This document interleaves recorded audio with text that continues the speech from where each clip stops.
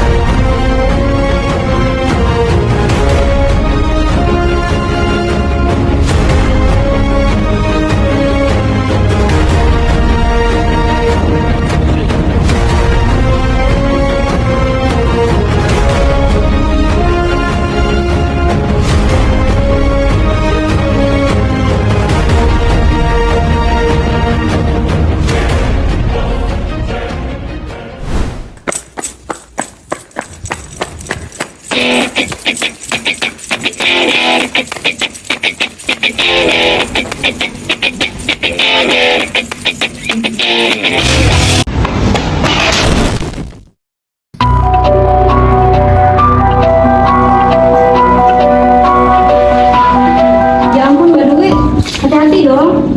Maaf ya Mia, saya buru-buru banget ini, ada urusan hidup dan mati.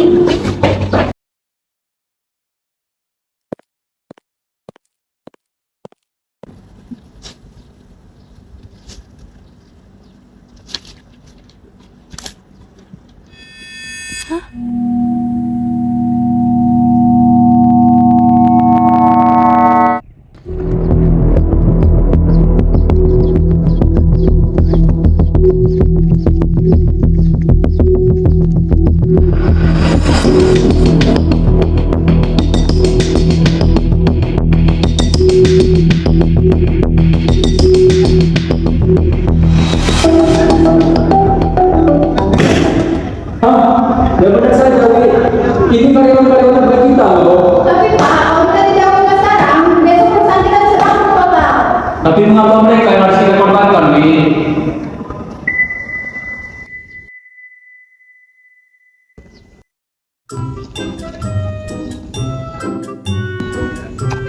Gue punya ide nih.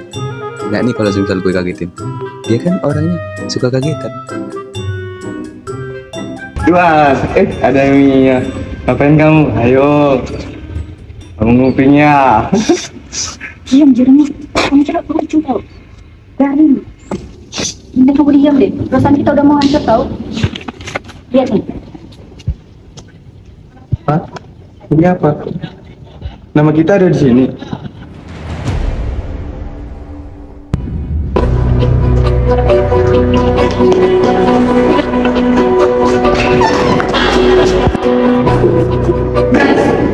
Ada kabar buruk. Kabar buruk apa? Nama kita ada di surat PHK. Tak bisa dibiarin. Kita udah kerja lembur tiap hari, masa mau dibuang gini aja? Aduh, maksud aku, kita udah kerja keras banget demi perusahaan ini. Ya, aku juga bingung kok bisa-bisanya ada nama kita di sini. Pokoknya kita nggak boleh berdiam diri di sini aja. Kita juga harus minta kejelasan kenapa kita dipecat. Ayo guys, kita turun sekarang dan minta kejelasan. Duh, bagaimana ini? Situasi pasti akan kacau. Mereka pasti bakalan protes. Apa saya pergi dulu ya?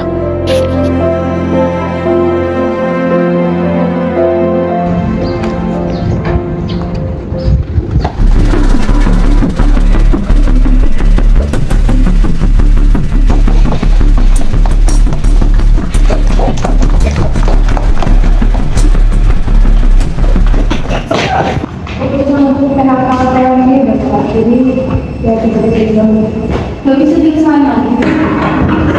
Enggak.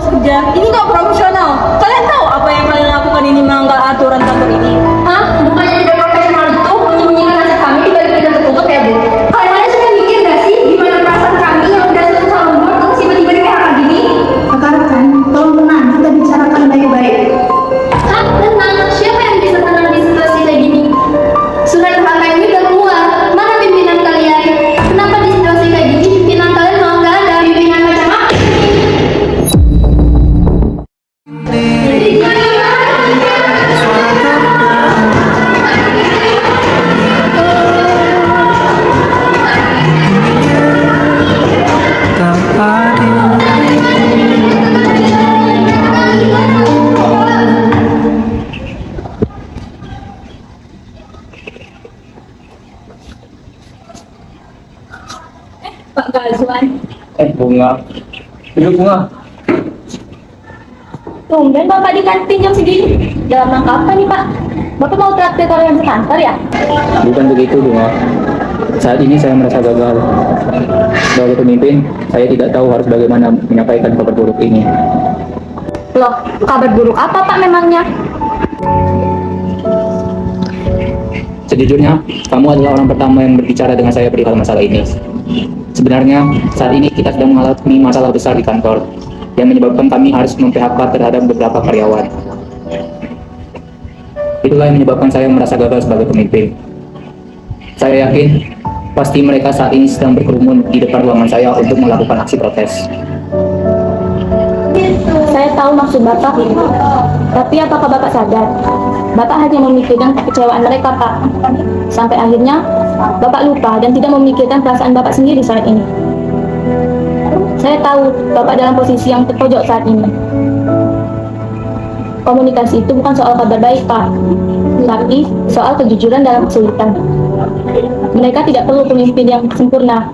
Mereka perlu pemimpin yang jujur. Dan tentunya, selalu ada di setiap situasi. Terutama pada situasi yang benar-benar penting, seperti saat ini.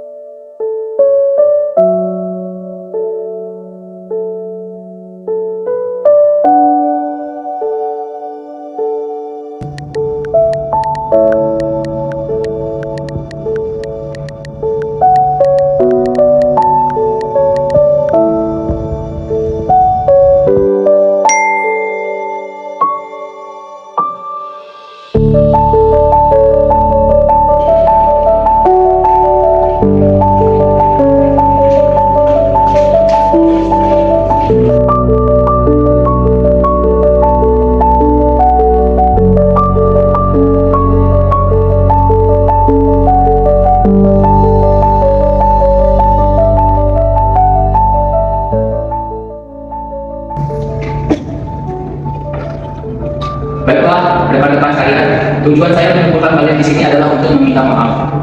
Saya mengaku salah karena telah menutup jalur komunikasi di antara kita. Masalah keuangan ini nyata, tapi saya menyadari bahwa memecat kalian tanpa diskusi itu adalah suatu kegagalan dalam kepemimpinan saya. Bapak Gadon benar, kami selaku rekan dan percaya Pak Gadon juga ingin meminta maaf. Jadi, setelah saya ini ulang bersama tim, jika kita melakukan efisiensi di operasional, maka kita bisa bertahan tanpa PHK. Ya, saya juga akan ikut buat diskusi untuk menenangkan klien kita. Tentunya ini adalah solusi yang baik Bapak Ibu. Kita semua siap bantu. Asal jangan ada yang disembunyikan seperti yang sudah terjadi sebelumnya. Bagaimana dengan yang lain? Ya.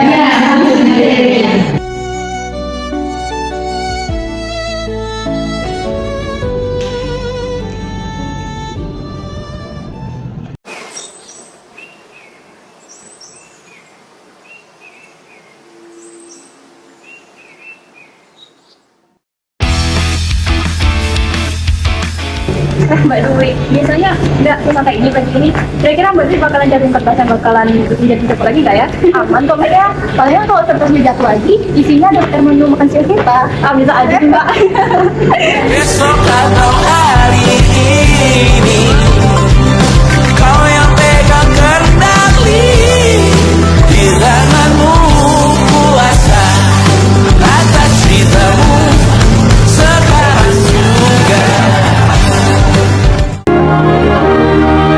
Kepemimpinan adalah tentang membawa orang lain menuju visi yang sama, dan komunikasi adalah jembatan yang memastikan tak ada satupun